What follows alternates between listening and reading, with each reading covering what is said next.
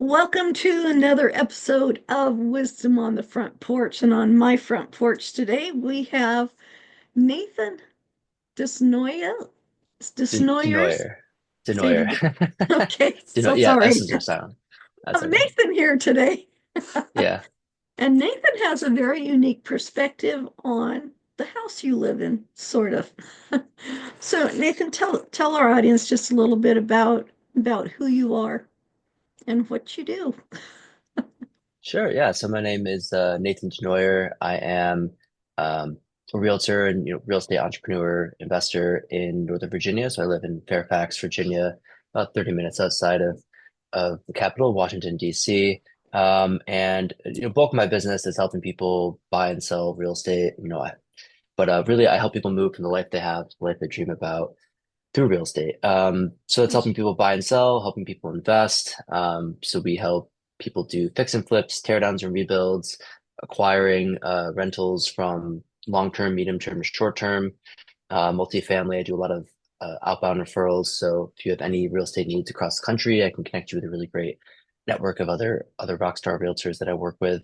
And I know one topic that you wanted to touch on today was house hacking. That's actually how I got into real estate from the very beginning was through house hacking. So house hacking is a real estate strategy that's kind of an easy easier way for people to get into it. It's where you buy a home and you live in it, and then you leverage part of that for rental income.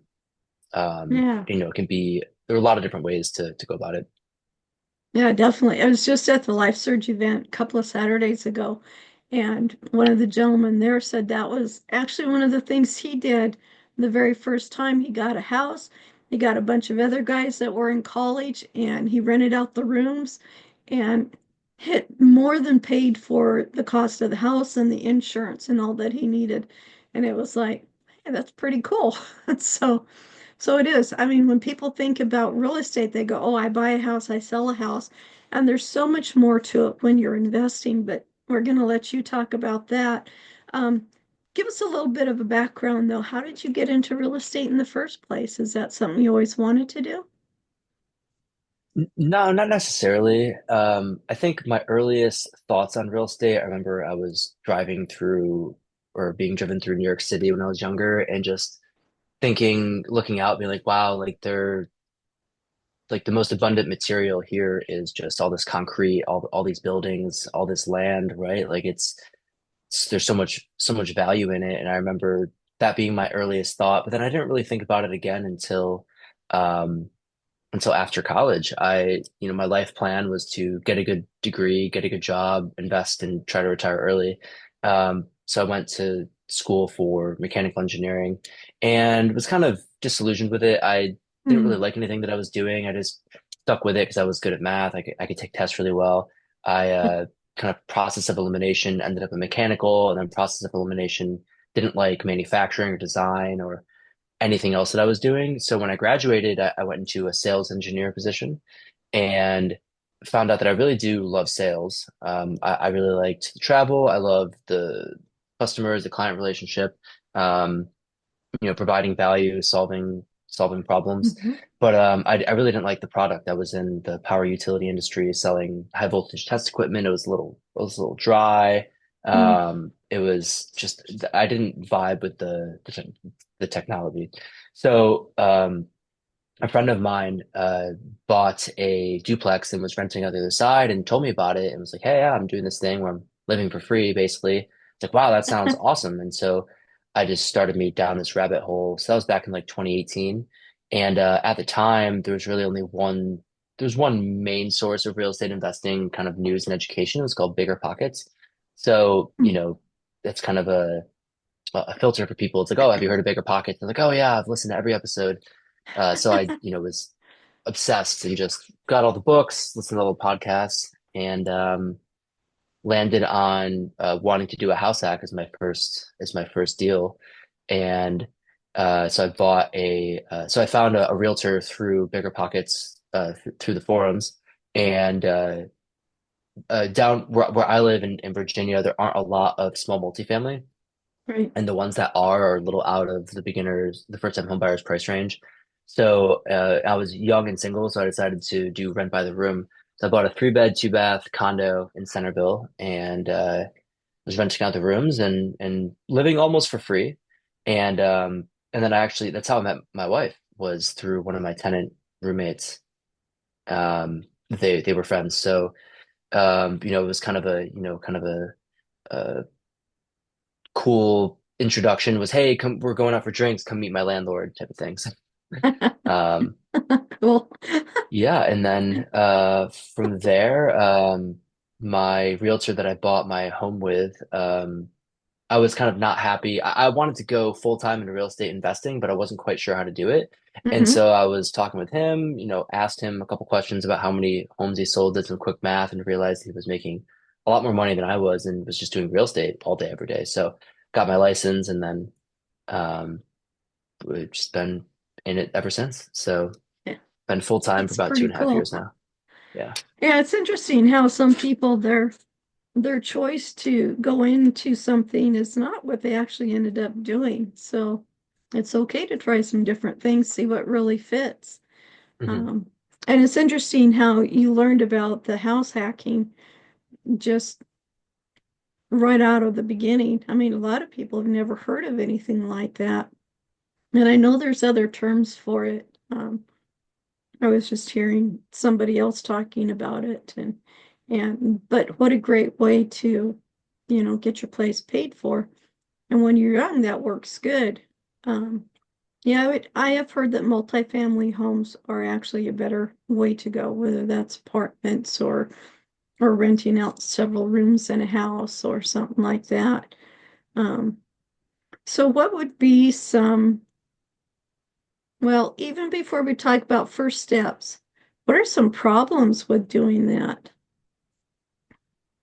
Yeah, so there's always risk to it, which is what I think makes house hacking kind of a good first deal for a lot of people, is that if you buy the home and you can afford the monthly payment without any rental income, then worst comes to worst, you get no renters or something happens with like a COVID where Right, even though I bought my property in July 2020, it was kind of right in the middle of it. People still need a place to live. right. And if anything, it just helped me. The rates were really low and rent was high. So, and rent has still continued to climb. So yeah, I would say that's kind of the to for to mitigate the risk is that can you afford the loan without any income? Which is also Right. the good news is that since you're buying an owner occupied loan, is that you have to qualify for it with your debt to income. So just like you would as if you were buying a regular Okay. home. Yeah. Okay. Good. Now, what about, um, repairs to the home? What kind of um, insurance, I guess, or something like that do you have if somebody comes in there and either they get drunk and destroy the place or something else happens and gosh, now you've got this place that you're still paying for, and now you have all these repairs to do. I know that's one thing that some people talk to me about. Is like, yeah, but you're going to have all these repairs and everything. It's going to cost so much to do that. So, what are your thoughts on that?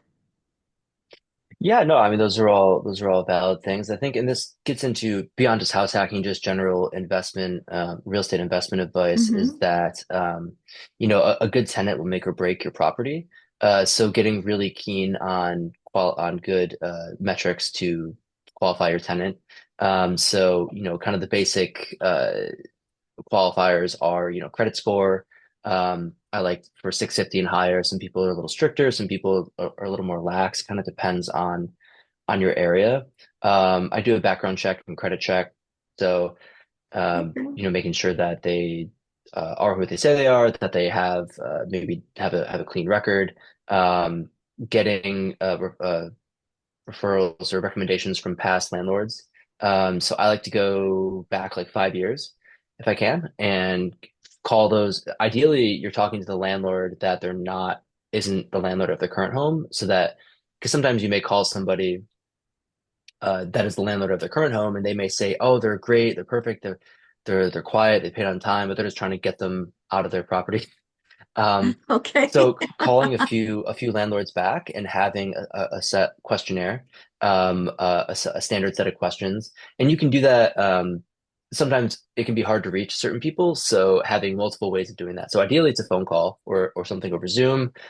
Even more ideal, it's over Zoom and you record it. That way, you just automatically have your notes transcribed Okay. for you. Um, but if you can't do that, just shooting them like a quick like Google form or something where they could just fill it out super quickly. There are some tenant screening softwares that will do that automatically. Okay. And I like the old school calling, just because you can glean a little more information, um, audible. So yeah, just screening is very important. So, we've kind of touched on what house hacking is, from a 30,000 foot view. And I said I did it rent by the room. So, with that, when you're going to be sharing a space with the people, sometimes sharing a bathroom or sharing, a kitchen, common Hmm. space, you can be a little more strict and be like, oh, like, they, you actually, so there are a few things. When you are renting out space that is not, you don't live there, right? Like it's rental property. You have to abide by fair housing. So you can't discriminate based on sex, family, um, Right. Right. race, anything like that. When it's in your own home, you can discriminate. I mean, not like discriminate. But if you don't like the You can person, you don't want to live discriminate with however you them. want. Yeah, exactly. You have more flexibility. So, Yeah. there are a lot of different ways to get roommates. Facebook, marketplace is a big one. Craigslist is still popular. Websites that you can, if Or you're not if you people don't you have a real estate know. license. Yeah. Yeah, people Like at just post it church on or Facebook. you work with or yeah. Yeah. Yeah. That's good. But on Um, the repair side, I mean, yeah. it's the same as any other home, Like if Okay. you live there with your wife and kids, kids are probably going to destroy the house more than, a 20-year-old would, in my opinion, or pets are going to Yeah. destroy it more than they would. So, it's you there's kind of like a general rule of thumb of like roughly like 10% of the rental income should be going towards reserves. It could be a little bit more Okay. for a single family, maybe a little bit less for a condominium. Just depends on the asset that you have. So you should have a reserves account for repairs. That's just kind of Okay. general investment And advice then though. if you're renting out to college students, are there usually issues with that, things you need to be aware of and I guess that's it. Yeah, so with anyone that you're renting to, you should have a lease that should stipulate the rules and regulations, Okay. for the properties. So, you can be as strict or as lax as you want to with maybe overnight guests or with parties or functions. Um, uh, I had something and then I lost it. But so for me, a good rent by the room, there's a few things that make it smoother for everyone. Mm-hmm. Is that I make it a flat fee. So it Yeah. wouldn't. So say you go out and you rent a two-bedroom apartment, you're paying $2,000 a month plus utilities. Um, if you're doing rent by the room, there's no way to meter that person's water, Right. electric, or gas. So I just bake it into the rent, and I also include cleaning as well. So Oh, nice. I get all the common areas cleaned on a weekly basis, and um, I go back and forth. It just depends on the property on whether I'll have. Usually, I'll be like, "Hey, if you want your own room cleaned, it's an extra $30 or 40 or something like that." It just depends on what the contract price I'm getting from the Okay. cleaner. So those are some things that make it better. Another thing to consider with rent by the room, especially, is parking situation. So that was an Yes. issue that I ran into with my last condo, is that the parking wasn't the best. So having abundant parking, is really helpful, especially if you have, a larger home where you have five or six people in there. Yeah, that sounds good.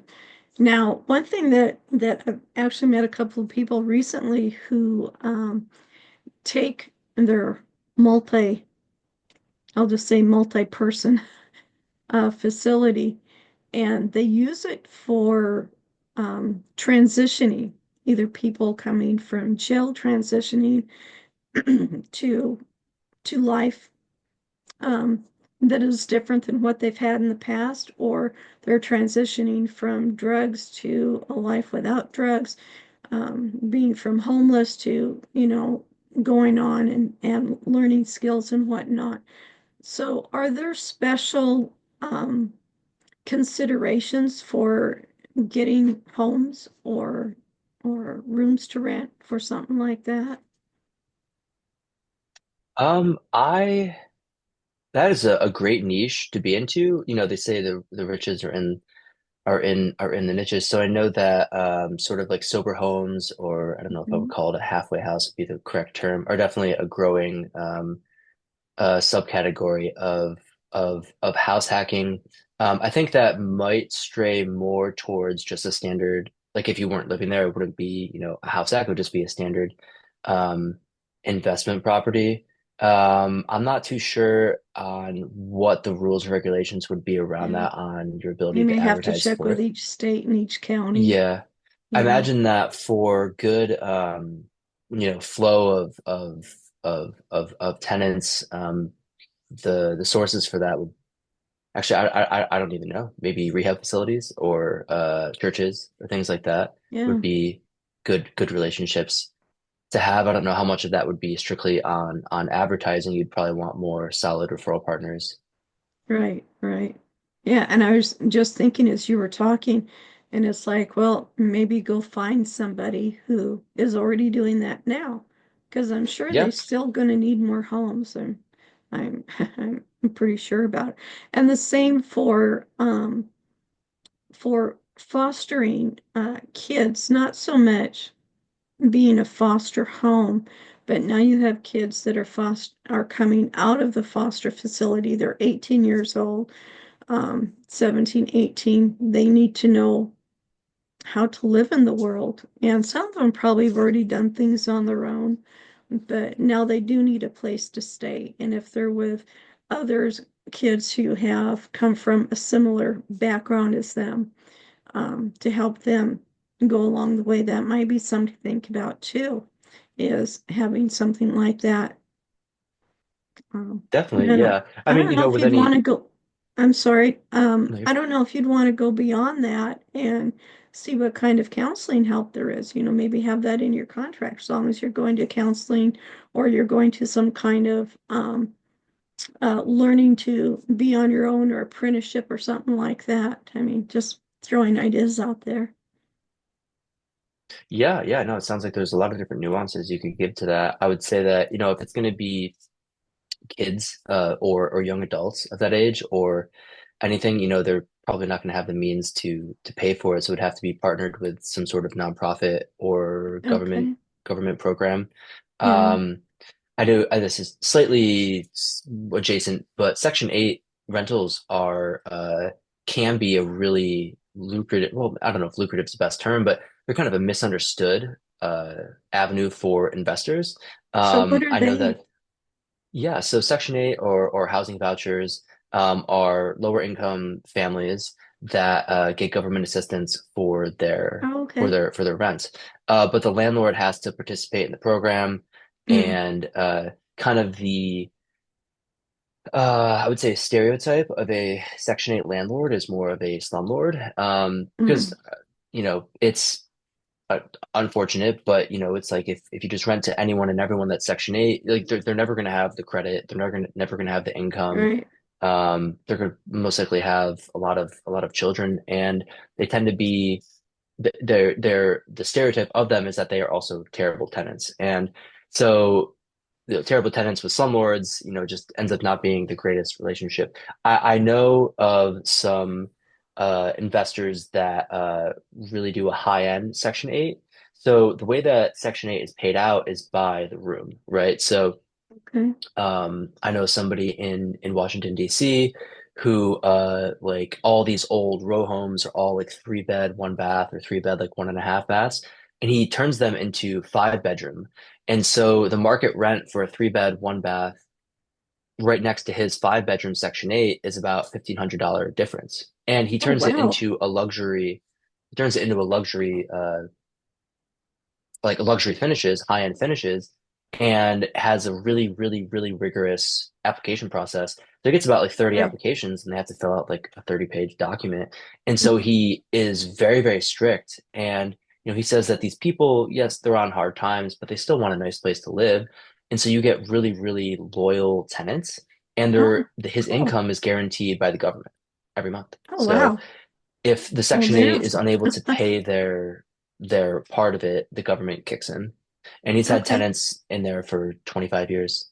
Wow. So, Wow. yeah. The other thing I was thinking about too is when people are getting older and they don't want their big, 3, 4, 5 bedroom home anymore, just too much to take care of, or it's getting to be so expensive because everything is going up now, and they just want something. They're not ready for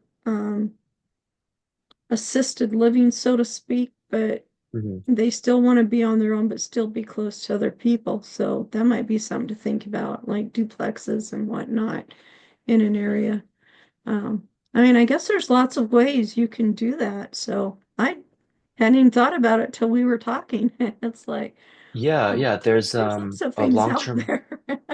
There's a long-term care company in my area called I Care, that that bought a house in Fairfax in a nice neighborhood. I think it's seven or eight bedrooms. Oh, And wow. it's really nice, like big, massive lawn.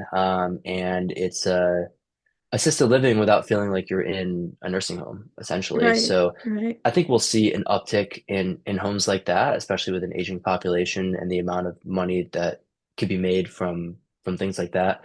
right. And I think especially in that scenario, it's like I know the Ivies, the family that runs that, like they care so deeply, and it shows, and they really kind of shine in that industry. So That's awesome. yeah. But I mean, there's Mm, more that, at least along the house hacking route, kind of the standard house hack people think of would be a small multifamily. So it'd be duplex, triplex, or quad, where you live in one, right. you rent out the other units. And then, you could do rent by the room rentals as well, like I did. But there are really a lot of creative avenues that you could go down as well. And it also, you Yes. don't need to purchase something new. So if you look at your Oh, home and you just look at the space that you have available to rent. You could do like event space rentals. I know somebody who oh, lives in a nice estate in Great Falls, in a really large house, and they have a beautiful pool, beautiful fenced-in backyard. They rent out their space for weddings, and oh, he rents out their nice. pool. Um, and they have a carriage house where they do Airbnb rentals, so they're getting three different types, three different income streams. Wow. Um, you could do recording studio rentals. If you outfitted your garage or a shed or a room in your house with a recording studio for music, for podcasts. Um, what else we got here? Parking Wow. space rentals. A lot of these I haven't. I just kind of was like spitballing with Mhm. AI and a few things to come up with more ideas. Well, Garden go. plot rentals. Yeah, Yeah. yeah. No, I'm sorry to interrupt you. I was just thinking that when we were in Idaho, our neighbor has some property, and according to the county, and he was actually in the county right next to ours. I mean, we were like just across the county line, and they were supposed to have some kind of a business going on there. That was why, all the ones that were along that one road had to be some kind of business. So what he did is he used it to rent out spaces for boats and RVs because we were right on the road going out to where there was a big dam, had a big lake, there was a river for fishing and stuff. And wow, that place got filled up. In fact, just before we moved, he actually opened up another part of his acreage. He had 20 acres, and he opened up another part of it for more boats and storage, things like that. So you talking about, storage for cars and whatnot. That's a really good idea. I don't Hmm. think people would have thought of that. In fact, just right locally here in Texas, there's one down the road that does that too. Has part of their property they set up for just, storing rental equipment. That way you don't have to keep taking your boat, way back home and everything until you really need it at the end of the Yeah. season. Yeah. some opportunity around that would be if there are new developments popping up around you, Oh, um, yeah. that maybe the HOA doesn't, it grinds my gears a little bit when I see a brand new development that has terrible parking. I'm like, you guys had the opportunity to make this fantastic from the ground up. But if you live around that and you have space, you could be like, hey, you can park your boat or trailer Yeah. here. There's Yeah. Your a, flatbed trailer, your cargo yeah, trailer, whatever it is, your food truck, you know? yeah.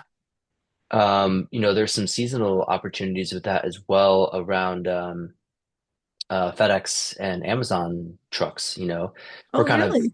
yeah, I mean, between November 1st and through the end of the year is the busiest time of year for deliveries. And they have such a massive influx that they need of, trucks that are on the road. They sometimes run out of space to store them. So I know some storage facilities, down in Stafford, it's like an hour 15 south of here, that open up, they end up leasing a lot of their land to yeah, primarily FedEx. But if UPS is bigger in your area or another delivery service, you could Right. go to them as well. But Oh, that's really clever. uh, Yeah, I hadn't even thought about that. I just assumed they bought their own land and put their own vehicles on it, but that's something to think about. Yeah. yeah. So, there's no wrong way to do it. It's just trying to open your eyes to how can you leverage the assets that you own to produce income. So for me, I Yeah. was looking at it as this is my foot in the door to start creating wealth. In real estate investing, they say there are really four pillars of wealth creation. There's of course appreciation, so your property value is going up over time. Um, Right. Taking out a loan and having somebody pay it down. So, I took out debt and then I had the renters pay it off. Um, Yeah. there's the cash flow. So, the monthly income that I get minus the expenses is, money in my bank account. And then, all the asset I get to write off on my taxes for depreciation. So, Oh, there you um, go. yeah, yeah, yeah. So if you, I know a lot of, like high W-2 income earners are starting to try to buy more Airbnb properties. Because if you buy an Airbnb and you manage it yourself, you can be considered. Now, I'm not a tax professional, so take this with what it is. Speak to your CPA. You can be considered a professional investor, and you can get much more write-offs against your high W-2 income because Airbnbs, there's constant turnover. You're paying for cleaning. There are Right. more repairs, linens, things like that. So Oh, that's interesting. Yeah, I hadn't even thought about that. But I do know people that invest in Airbnbs and they say it's a good investment. So that's definitely good. Wow, you've brought a lot of a lot of ways to make a passive income with real estate besides just buying and selling a house. And I appreciate you doing that. Um, what are some of the challenges you've had in your career? let's see, challenges. Well, right now there's just a big inventory shortage, I would say. So my Really? primary income is being a realtor, is helping people buy or sell. So yeah, it's just been very, very competitive here. I Mhm. know in 2020, um, it seemed like every market across the country was kind of the same. It was just, low interest rates, prices were skyrocketing. It was a bloodbath. Right. And then things started to become more localized again. And our market still, I wouldn't say it never dipped. There were some dips here and there. We're starting to see an uptick in inventory over the last 10 months, but it's primarily in Okay. condos. So single families and townhomes are still pretty competitive. So I just have some buyers that they, especially first time home buyers, let's say they don't have they don't have any equity from the sale of their other home, Right. where it can be a little tough for them to compete on price is the main issue. Um, and yeah, I'd say that's the main thing.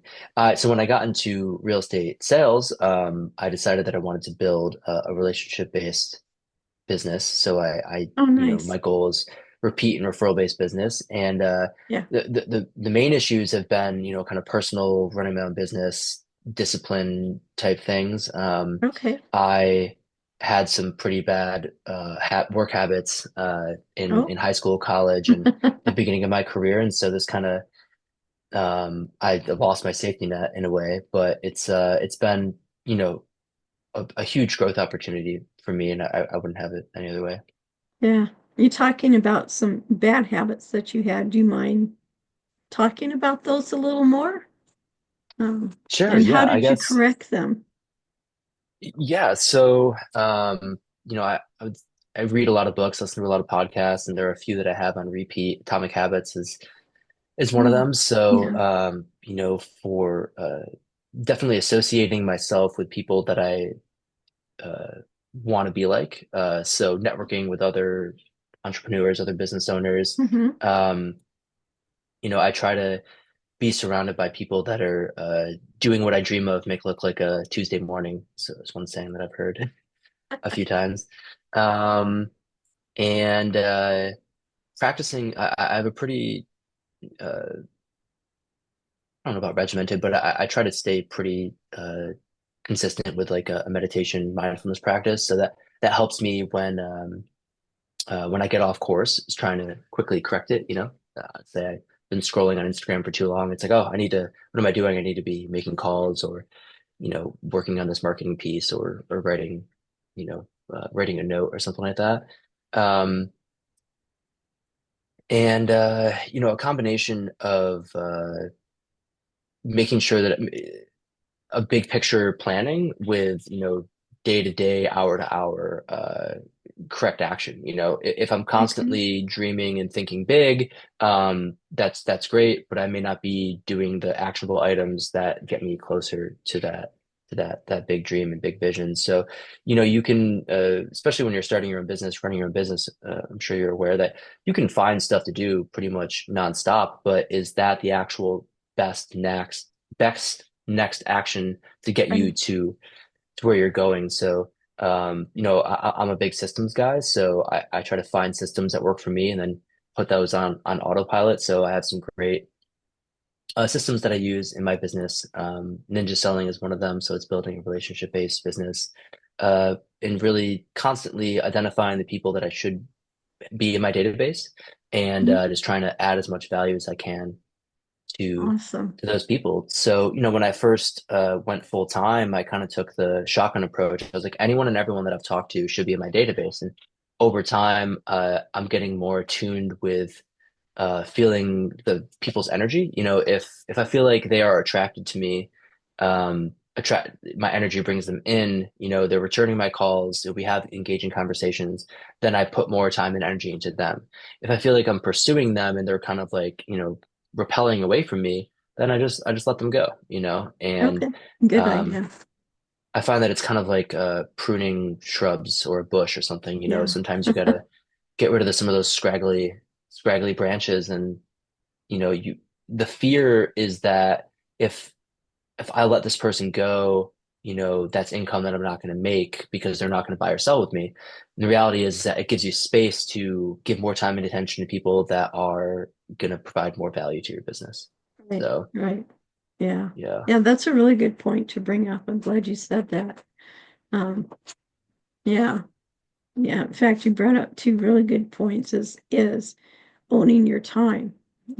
Where are you putting the efforts? Are you putting the efforts into actually bringing in an income, or are you doing all this work that you don't realize isn't bringing you in an income? Hmm. And then letting people go. It's okay. It's just not right for them or right for you at the moment. They'll come back when they're ready, or they'll go to somebody else. And if they're not bringing you income, then they're not really helping you get to where you want to be. And if you're always pursuing them, like you said, then why? What's going to be achieved by it? Um, and sometimes when you back off and don't pursue somebody, they're like, "Wait a minute, where'd you go?" And it's like, "Well, hey, maybe I'd better go do this instead of wait around." I Hmm. don't know why. Sometimes it's like that.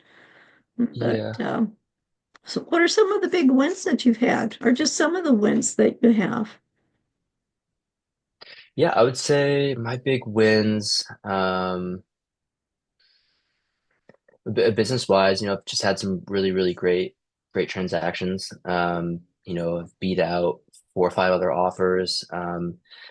uh, where, I really felt like, everything just really, really fell into place. And I really felt like I was earning my value. Um, I've had some, yeah, mainly I would say working with buyers where, we were up against 3 or 4 other offers, it was $1.1 million purchase price, and a combination of meeting the seller where they wanted to be, because it's an offer isn't always about price. Some sellers for sure, they just want highest and best, quick Yeah. close, no contingencies. But there are really 5 major key points of a contract. It's price, of course, terms, inclusions, exclusions, contingencies, and dates. So this Okay. seller really wanted, they needed a rent back in their home, and so we, use that, be like, hey, like we can close really quickly and then do a free rent back for, a month or whatever.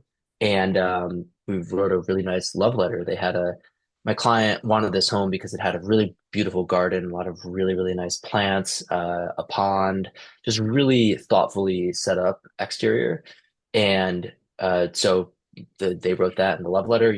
They were a young couple, and we had an escalation clause in there, and we were prepared to battle it out a little bit. And the seller just said, "Nope, we're just going with you. Like we're okay not making a bloodbath over here to make another 20 grand. Like we'd rather know that my plants are going to be taken care of." Yeah. And that was a really, really heartwarming one. And I would say it's really a lot of the successes have been when I know that I'm providing so much more value than what I'm getting paid, especially in being a realtor, our paychecks are pretty big, and some people point to that. I know there's been a lot of scrutiny um, with realtor commissions in Hmm. the last year or so, and you know we I think that it's just going to further separate the wheat from the chaff. The value that a realtor used to offer 30 years ago can now be had through an app on your phone, right? It's access to the Right. MLS, it's opening a door, things like that. And so those services are going to continue to be a race to the bottom, like discount brokers are going to eventually go away in favor of like a Redfin or a Zillow. But my goal is to offer like a white glove service, you know, be able to beat out every offer, know all the best contractors, Hmm. hold your hand through it so that, the biggest purchase of your life is also the smoothest, most exciting. Because that's what Nice. it's really about, is that you have a dream, you have, a desire to be in a bigger house so you can raise your family in it, to make more memories, or you want to be closer to family, or you just got a new job and you need to move into this new city and it's scary and you don't know where to start. And Yeah. so And I you just don't want to know be what's a that. good neighborhood, you know? Exactly. Yeah. Yeah. Yeah. So, being that guide, and is feels really good. So Yeah. I'd say And I'm that's glad to hear that. The realtor we ended up going with that helped us get this home, he was an older gentleman, and he said he was so sad to see that most of the real estate agents are only about the money. And in fact, a couple of the realtors we had before him, it's like, well, here's this house, it's this price, buy it. And it's like, well, we want to know what it's like. We want to go see it. We want to see if it's going to fit us and what we want in our lives. And it was almost like it's the price you wanted. It's got the bedrooms that you want. It's got the property you wanted. Why don't you just buy it? Because I've got I've got bigger fish to fry because they were used to selling $1 million homes and we weren't buying $1 million home. We wanted something that we could turn into $1 million home, but we wanted to start at a lower price. And the one realtor, it was just like, why won't you buy this house that I showed you? And it's like, well, one, it's too far away. Two, it's stuck back behind all these other houses, and I don't want to have to weave my way through the kids that are playing on the dirt road every morning, type thing like that. And and they finally, it's like, oh, I can't find a house for you. So we got passed around. And that was a little frustrating because it's like, you wonder if you're ever going to find your house then. And why are we even bothering? Maybe we should just go move somewhere else. But then we got a realtor who, like you, wanted to make sure we got the house that we wanted, not the house that they were going to pick.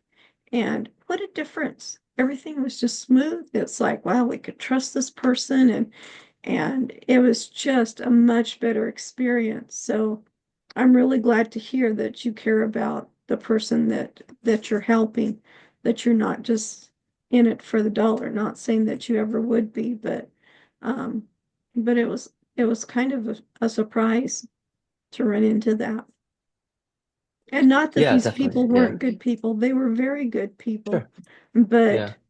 this was not what they were used to doing. I think it was really hard for them to transition.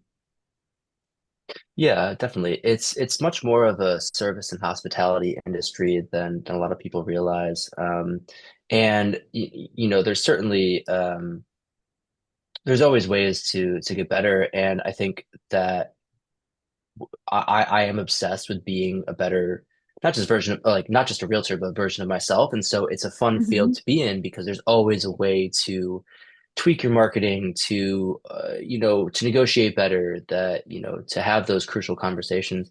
But kind of talking specifically about your home ownership or home buying experience with those realtors. Um, One aspect of my buyer consultation that I really love, that is straight from Ninja Selling, the system that I use, is doing a what's versus why's. So the example that we use is that people don't buy what they want; they buy what they need. They buy why they need it. So Right. somebody one way that a lot of buyers, and the way that I was when I first started, was we're texting or emailing. You just say, "Hey, I want a 3 bed 2 bath in this neighborhood," and I'm like, "Okay, cool." And I start sending you those homes.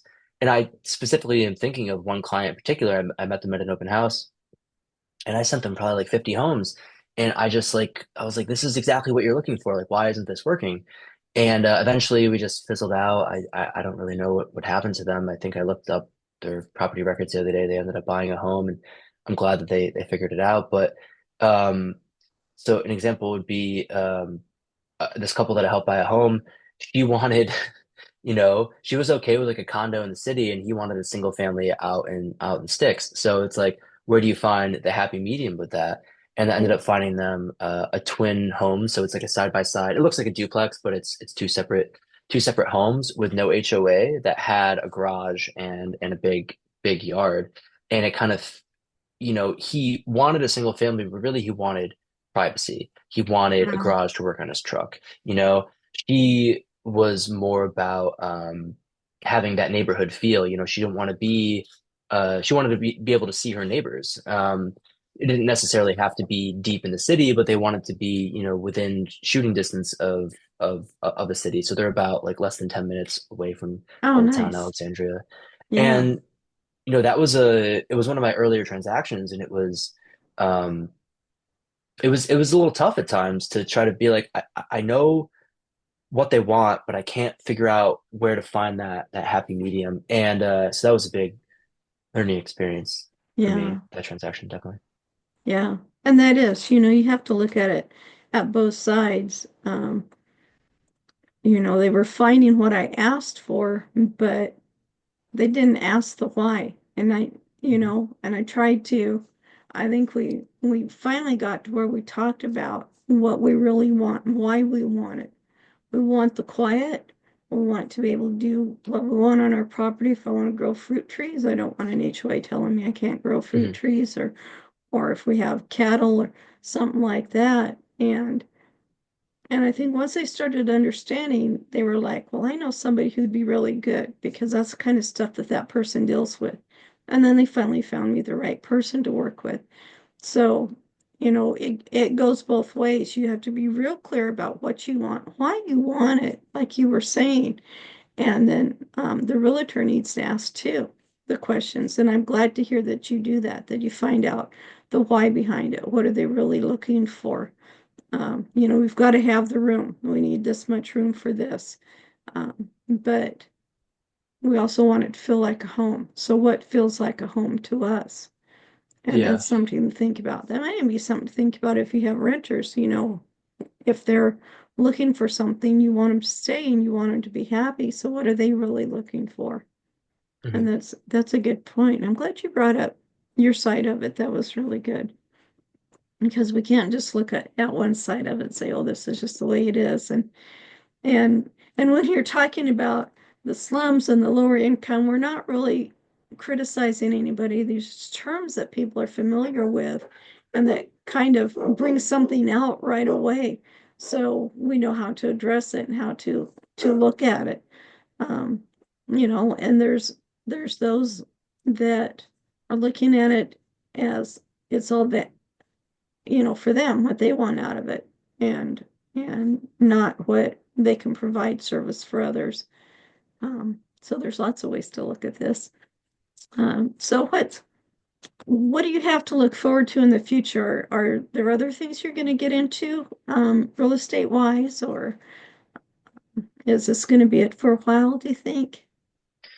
Yeah, so I am actually selling that condo that I my first property. Uh, it's just about time to I've had too many water leaks that came from the Yeah. neighbor above, and I'm like looking at my time spent on it. I'm like, I could put this equity somewhere else. So No, good I'm gonna thinking. sell that. Yeah. I'm gonna sell that in a few months, and then that's gonna free up enough equity for my wife and I to buy our next home. And I want to do another house hack, but I can't do rent by the room since we want to have kids and we don't want roommates. Right. So we're gonna do and my wife really wants, and I also really want a single family. Love to have, backyard, like a space for her to get crafty. She loves doing Oh, anything with her nice. hands. She wants to start flipping furniture. Um, and so I'm looking at our house hack opportunities for that.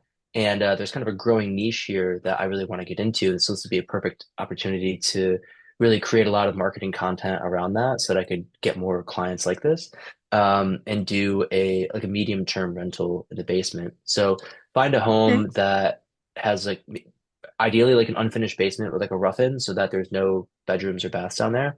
We renovate, add that, completely seal it off from the rest of the house, with like a keypad, and then furnish it. And we could rent it on Airbnb or Verbo or Furnish Finder. So an ideal would be, it's like a nurse or like a traveling executive, like a 30-day lease. Oh, And okay. then we would probably pick 1 or 2 months a year where we knew we would have a lot of visitors and we could block it off and still use it. So That's that a by great having it idea. furnished, yeah, by having it furnished, we would get more cash flow than doing like a 12-month lease without Right. without furnished. So, and then it Right. would be just ready to go, for the next person. And yeah, so there's that. As always, growing my realtor business, just continuing to build better relationships, and increase my income through there. I'm looking at starting a marketing company within the real estate space. I think long term, my end game is probably I'll probably maintain my license, and just eventually whittle down to just working with like, my VIP A plus clients. Right. But I really kind of just have like a desire to do entrepreneurial stuff. So I send out 2 to 3 postcards a month, and my wife is a graphic designer. She does a lot of all those designs. Oh, And nice. so I'm going to start offering that as an automated service. And Okay. it'll be really tailored and specific and geo-specific as well. So there's a lot of fun ways to tweak that. But yeah, Oh, that's great. Well, thank you so much for being on the show today. You gave a lot of really great information and yeah, I think this is going to be one I'm going to look at a couple of times and go over. So how can people get a hold of you if they want to, Nathan? sure. Yeah. So you can find me on Instagram and Facebook and LinkedIn, just Nathan Denoyer. I should have a website. Um, so I'm working on that. But yeah, through any of those social medias, or my email is Nathan at Denoyer Properties. So yeah, and thank you so much, Ellis, for having me on here. It's been Oh, fantastic. oh, it's been great. Thank you so much for being here. And thank you, our audience. I hope you gained a lot of really great insights here. And we'll see you next time on Wisdom on the Front Porch. Thank you for joining us today on Wisdom on the Front Porch with your host, Ellis Kirkpatrick. You can find us on our website, wisdomonthefrontporch.com, see previous episodes of the podcast, and view issues of the magazine. Did you know you can submit questions, leave reviews, or suggest topics? You can also tell us where your favorite front porch location is and what it means to you. We hope you gain value and insight from today's or previous talks. We appreciate your support for us so we can continue to provide value and expertise to you and others. Subscribe to Wisdom on the Front Porch magazine and join in next week when we bring you another great insight into the world of entrepreneur culture and lifestyle. Make today a great day. Always believe that something wonderful is going to happen.